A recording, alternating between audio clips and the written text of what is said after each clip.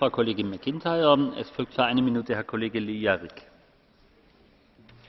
Monsieur le Président, Monsieur le Commissaire, la directive détachement des travailleurs sert depuis trop longtemps aux grandes sociétés multinationales pour contourner le droit du travail et faciliter d'inadmissibles pratiques de dumping à la protection sociale et aux retraites, ainsi qu'une malsaine mise en concurrence des travailleurs européens.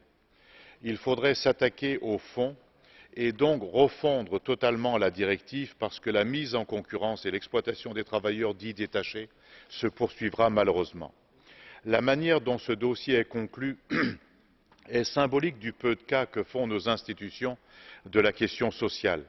On a assisté durant des années à l'attentisme de la Commission, puis une proposition tardive accompagnée d'un texte s'attaquant au droit à l'action collective, puis une négociation qui a mis de côté la plupart des avancées proposées ici par notre Parlement, et dans la dernière ligne droite, un texte plutôt bâclé qui donne l'illusion qu'on s'attaque aux urgences sociales.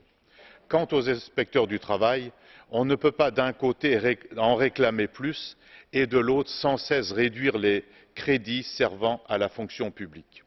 Je souhaite que le futur Parlement réouvre ce dossier et dise nettement que le dumping social ne peut pas être le seul horizon de la politique économique et sociale européenne. Merci.